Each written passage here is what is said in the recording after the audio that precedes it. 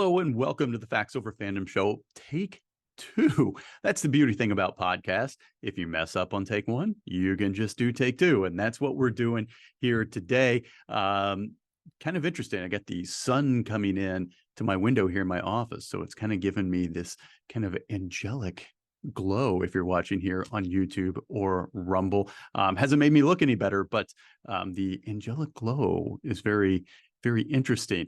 Welcome in. I hope you're having a great week. Happy Friday. And an apology. If you watched us on YouTube or Rumble last week, I have no idea what happened. I recorded the show as always, but for some reason, the visual did not record properly. Still got the audio. So if you're watching us on YouTube or Rumble, you could still hear the show. But instead of having to look at the angelic face this week, I just posted a picture of my dog.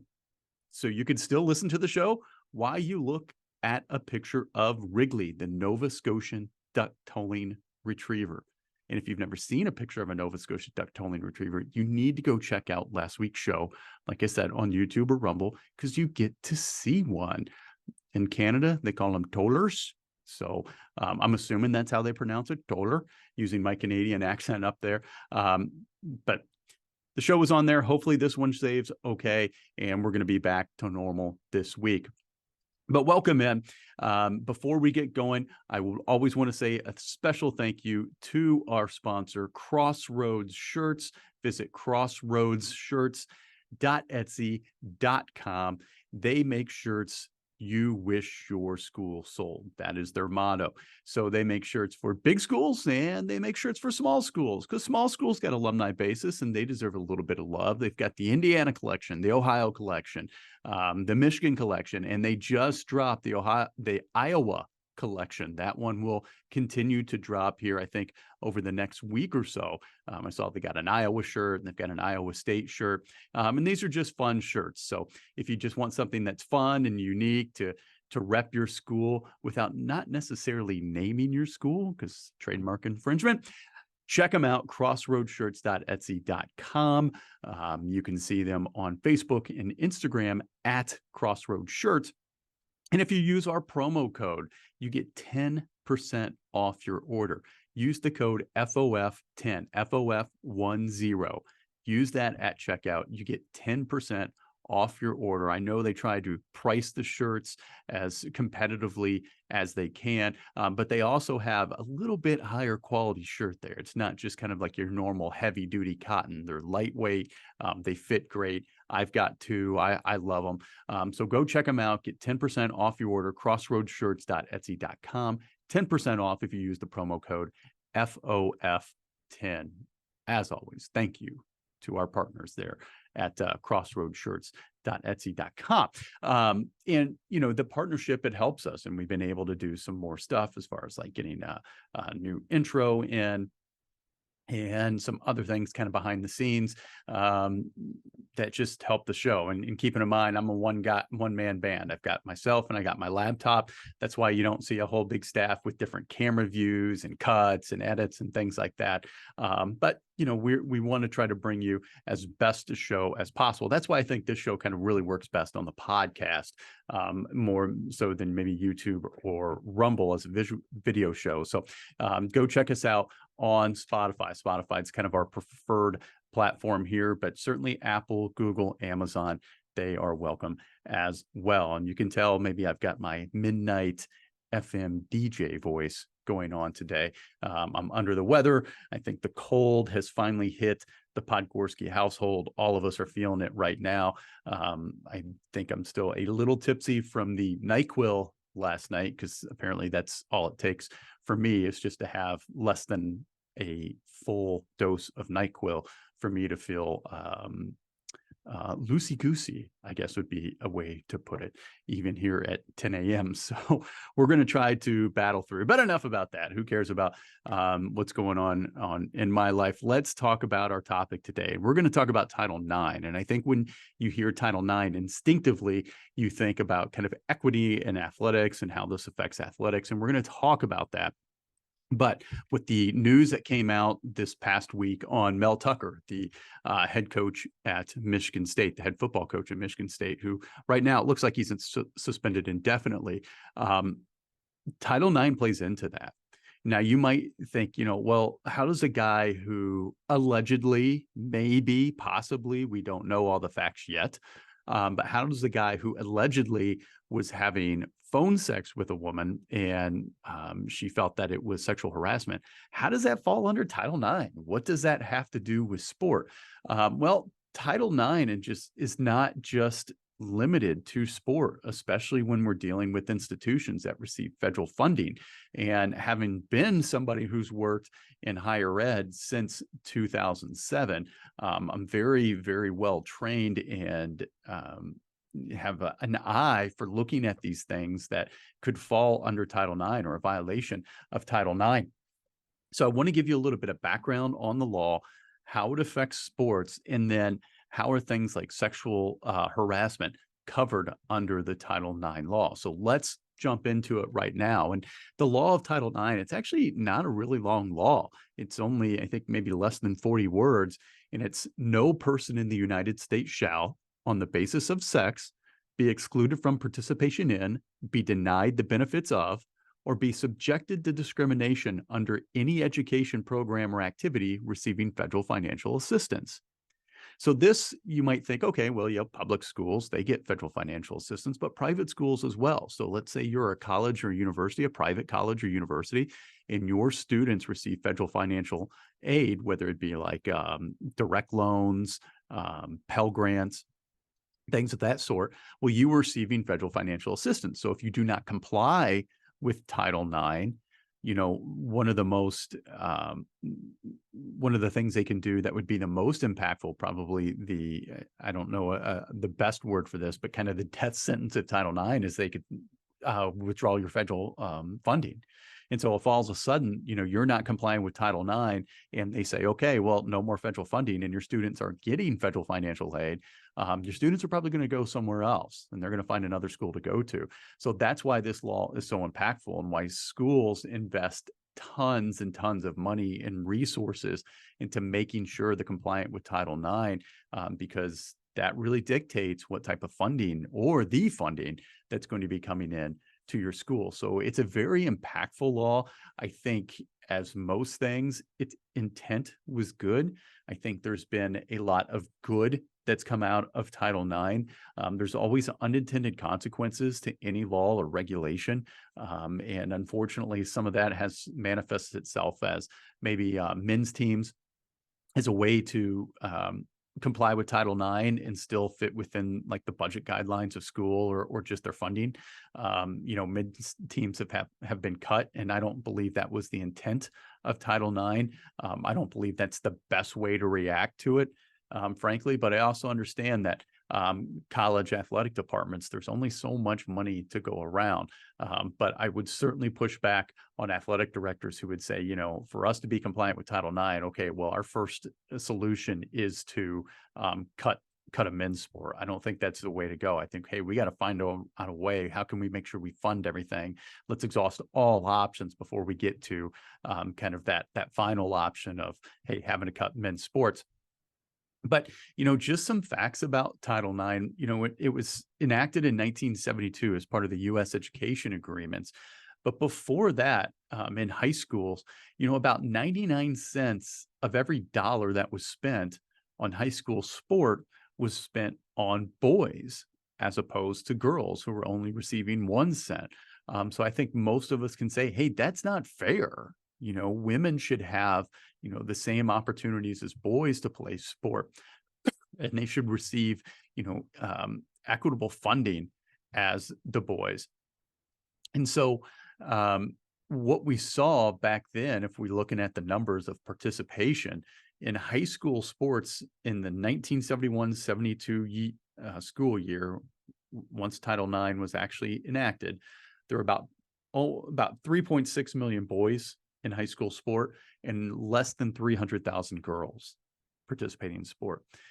Fast forward to, about let's see, 72 to almost 40 years, there were about 4.5 billion boys participating in sport and 3.2 million girls. Did I say billion? I'm telling you, I am tired and this NyQuil's kicking my butt. 4.5 million boys participating in sport, 3.2 million girls participating in sport. So we see this precipitous increase with girls certainly rising at a rate faster than boys, which makes sense because you already had a lot of boys participating. But now we're getting more girls participate, almost 3.3 million by 2014. We saw the same increases in college as well. Now, we saw a huge bump in 1982 in college with women participating in sport. And part of that was because the NCAA took over women's sports in 1982. So every October, and athletic directors are getting ready to do this now, they have to fill out their Equity in Athletics Disclosure Act. So Equity Act and Athletics Disclosure Act mandates that schools, athletic departments, they need to report all their information. If you just Google EADA, it'll bring up that database and you can check all the schools that report, and they've got to report on the number of athletes, both male and female, how much income comes in, how much are expenses for each team, the department as a whole, number of full-time, part-time coaches, number of coaches that are men and women. So they got to report all of that. And then that is due here in about a month in October. And then it is published on the EADA website. And that's what the federal government uses to see, are you in compliance? And the way that schools know that they're in compliance is that there's a 3-pronged test. Now, you only need to qualify or meet one of these 3 prongs in order to be compliant with Title IX. And so the first one is, are participant numbers proportional to enrollment? Not equal, but proportional. And now there's some flexibility and ambiguity in that term, proportional. However, your student population, let's say it's, and this happened to me when I was an athletic director, it's 2/3 women and 1/3 men. And so you look at your number of athletes, and if your number of athletes are roughly 2/3 women and 1/3 men, you meet that prong, you're good to go. But there's very, very few athletic departments outside maybe all women's schools where your student athlete population is going to be that heavily on women and that few on men. And so we would go to the second prong. So let's say you don't get that prong. Let's go to the second one. The second one does your school show a history of progress?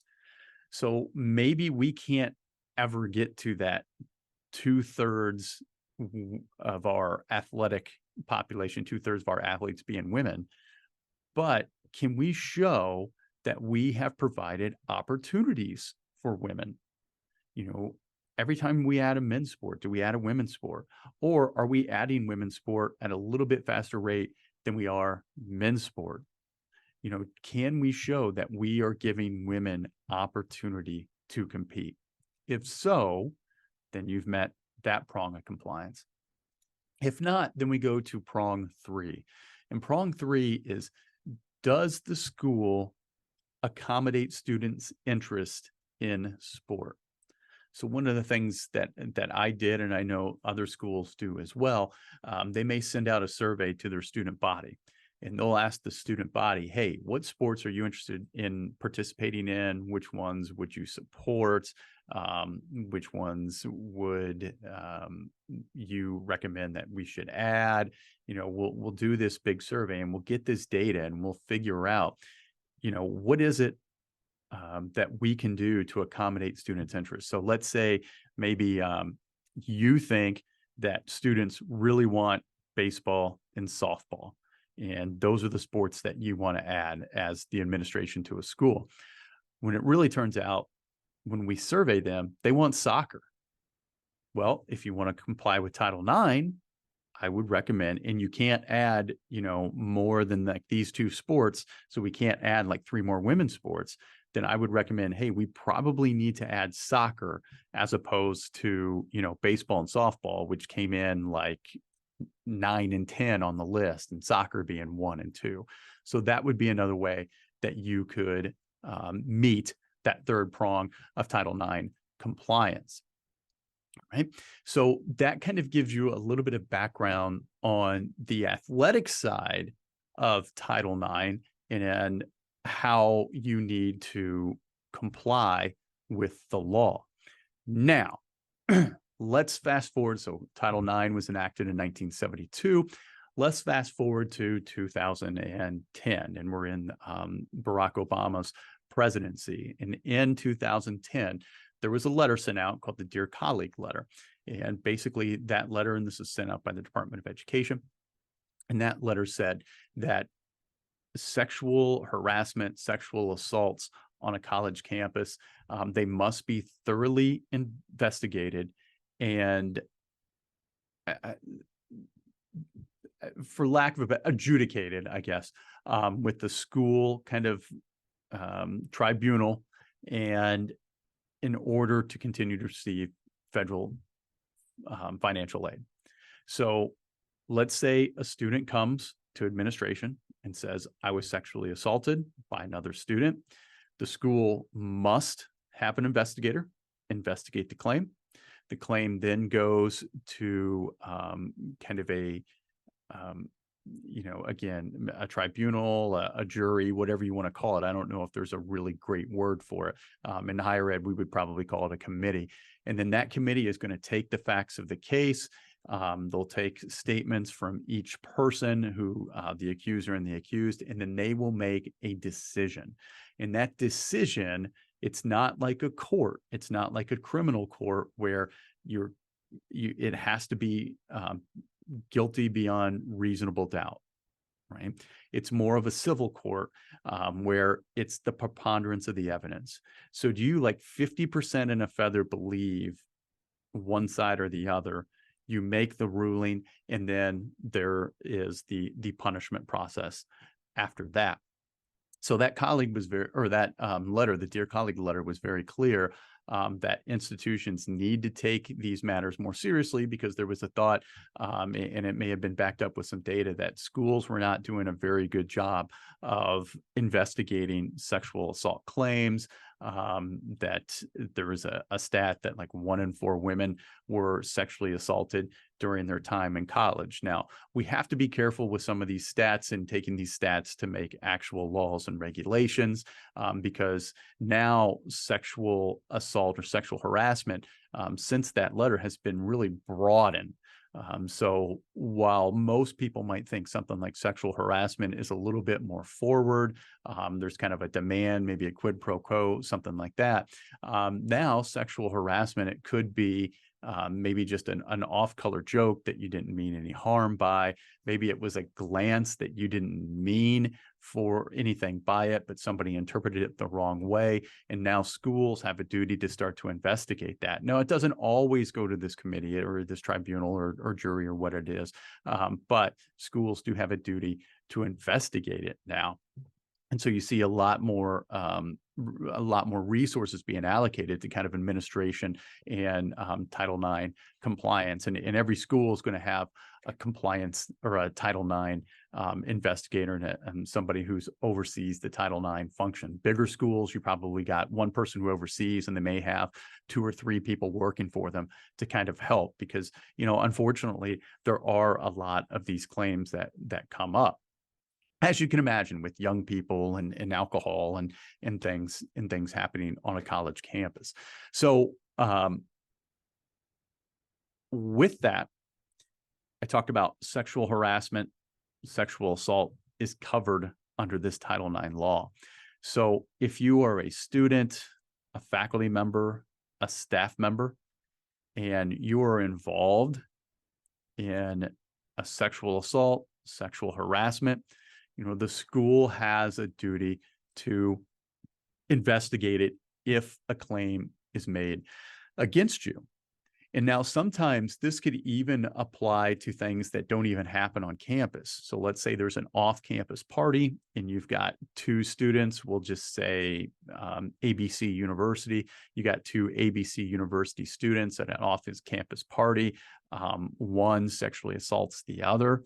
And even though that happened off campus, they're still students of that school. If a claim is made to the school that, hey, I was assaulted, the school still has a duty to investigate that. So that would fall under a staff member, somebody like Mel Tucker, who, the story was he brought in this lady who is somebody who is an expert on sexual assault to come in and talk to his football team. I think she talks to teams all over the country about what is and is not appropriate, certain situations you can find yourself in, how to respond, how to act, how to be a good advocate, an ally.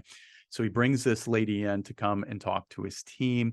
And then the report after that is that they had multiple phone calls. On these phone calls, I think there were some text messages involved, I'm assuming, but I know they had some multiple phone calls. And on these calls, the coach was being very forward and saying that he wanted to get with her in intimate ways. Apparently, he was masturbating over the phone. And then, she felt like this was harassment and she reported it. And now the school has a duty to investigate it.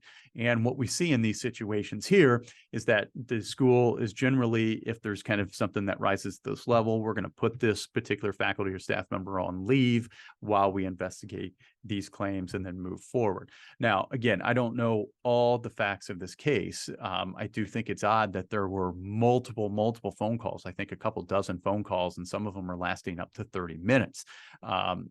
And so, that's kind of head scratching why, if you feel you were being harassed, you would continue to take these calls and maybe stay on the phone with somebody that long. Now, that is not me shaming her as a victim. And that is not me saying that nothing didn't happen here, that this is nothing. I'm not saying that at all. But what I am saying is that when you've got to look at things, and I think you've got to kind of question everything that happened to kind of get a fuller picture, because obviously Mel Tucker is coming out and defending himself. So, I think it's appropriate not to kind of just jump on one side. And I kind of have a rule when these things come out, give it about 72 hours. You've got to let information come out and let the investigation run its course. Now, I know there's a lot of people who are upset on the side of kind of the accused, because people have been found accused of sexual harassment or sexual assault. They've been kicked out of school. It's obviously been a black mark on their record. And it turns out once they take it to civil court and they sue the school, the situation wasn't properly investigated. People were felt compelled to give a story in support when it didn't actually happen.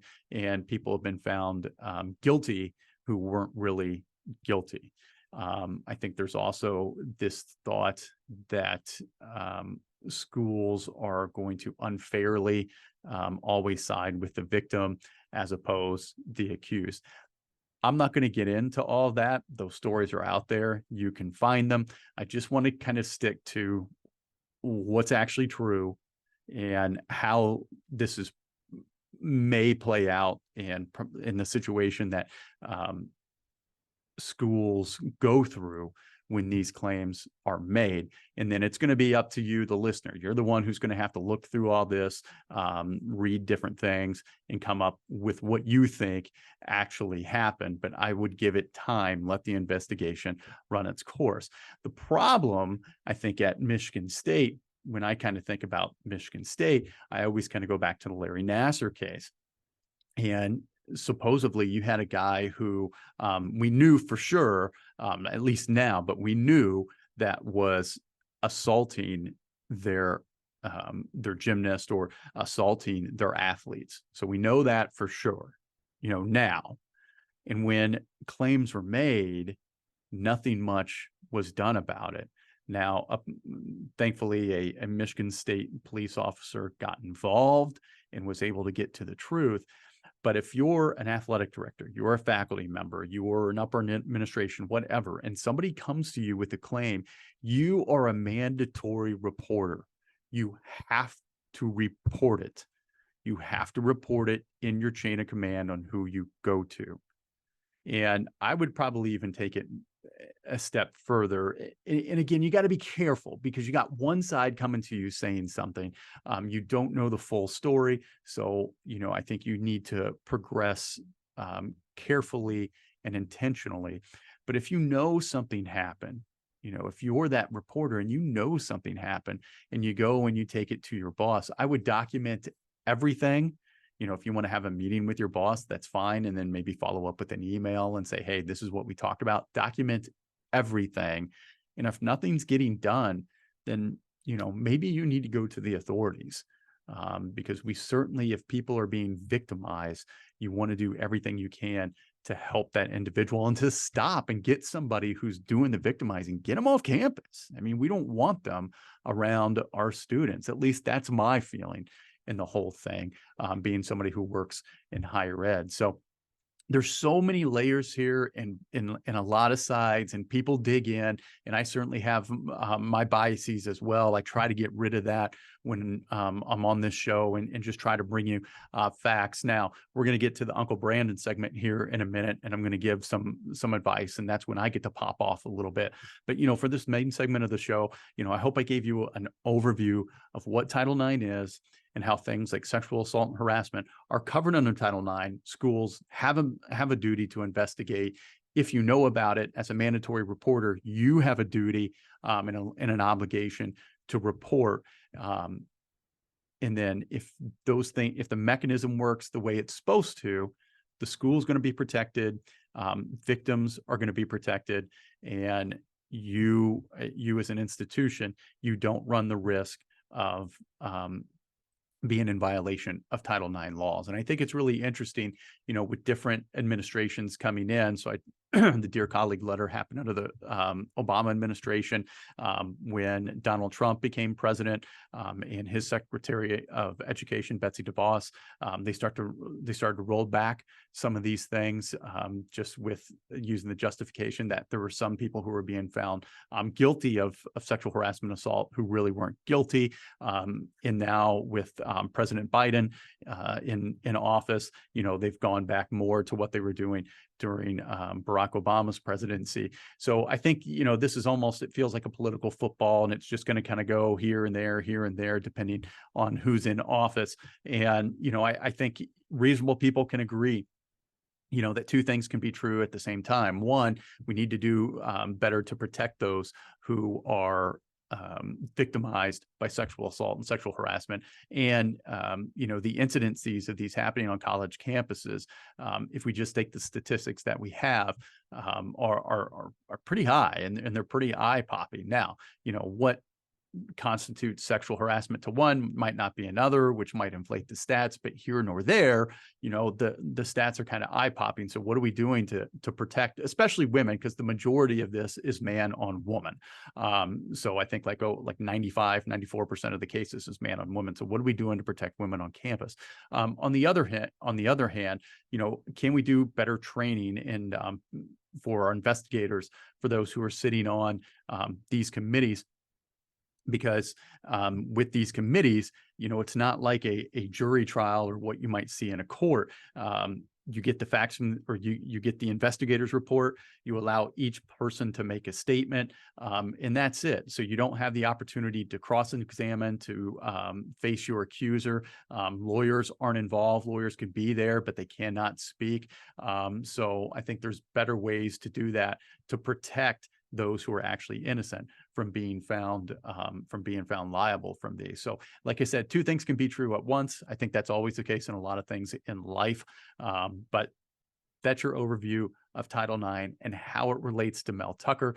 My best guess, and I'm a cynic. I think by nature, I'm usually positive, but I'm a realist and I understand how things kind of work.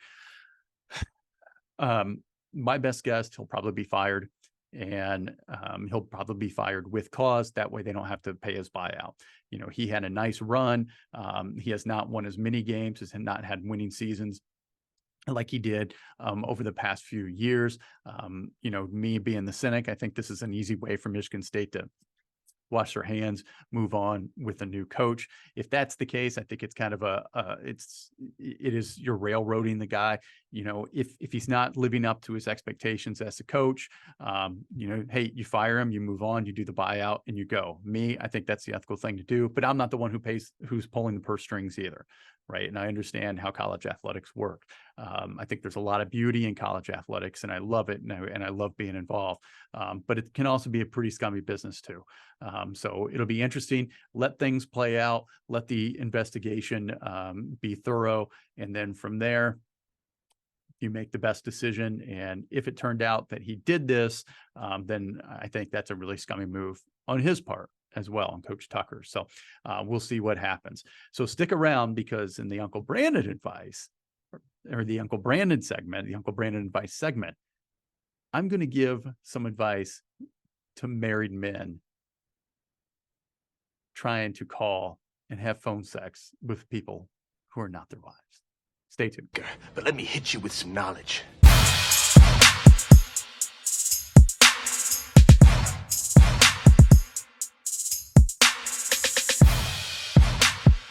All right, time for Uncle Brandon advice, and this one's easy. Hey, man, if you're a married man, be married. Just be married. I don't know any other way to kind of put it, or better advice to give, but just be married.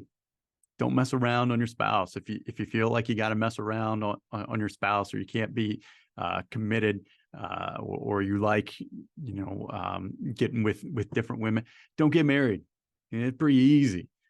And again, I don't know all the details in the Mel Tucker case, and I'm not singling out Mel Tucker here. I'm just saying, if he really did call this woman many, many times, and they were talking for 30 minutes on end, and they were having phone sex, I could tell you my wife would feel like that was adultery.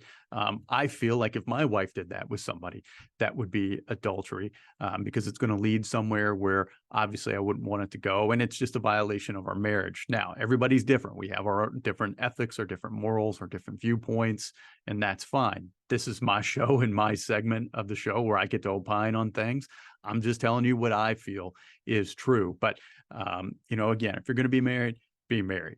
Because you mess around on your spouse, it's not just your spouse that suffers. I mean, you leave behind a wake of pain with your family and those involved. And it's not just your family, but it's also the other person's family as well, assuming they may be married, or they may be in a committed relationship. So it does no one any good. It may make you feel good about yourself for a little bit, and you may have some physical pleasure there, but I'm telling you, the ramifications on everybody else who didn't have a say in the matter, it's just not worth it.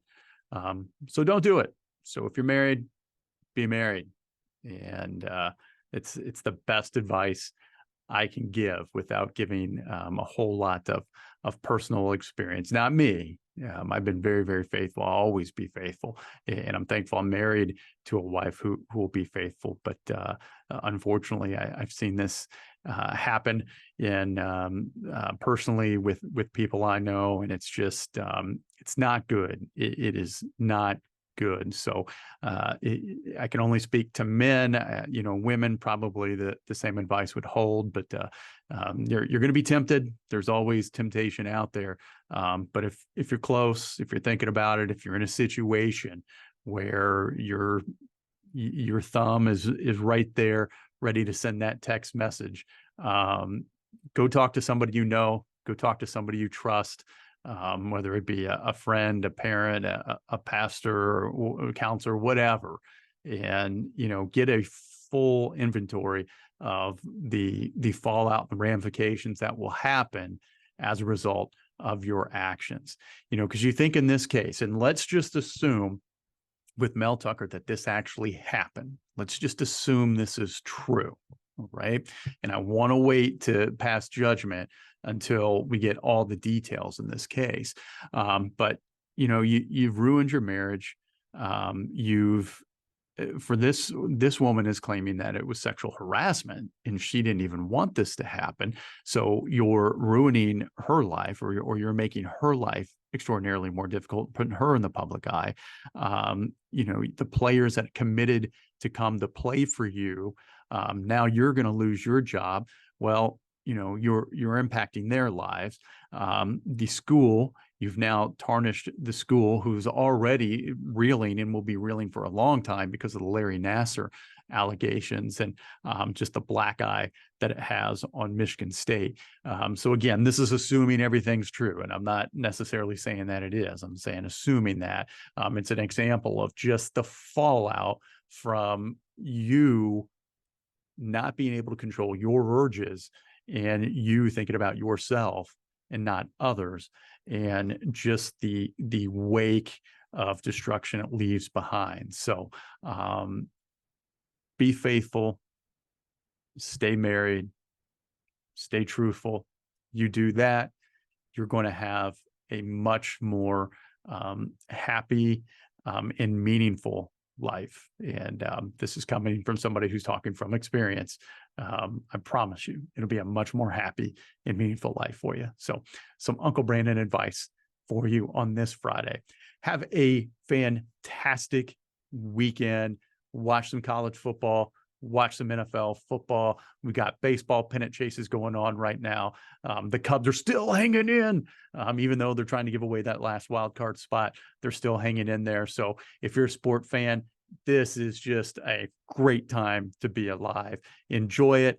I can't wait to watch some football and baseball this weekend, and we will be back next Friday. Make sure you check us out on Instagram and on Twitter at FOF_show. Go visit our sponsors, Crossroad Shirts, crossroadshirts.etsy.com. And as always, love God, love each other, be a good sport. I'll see you next week.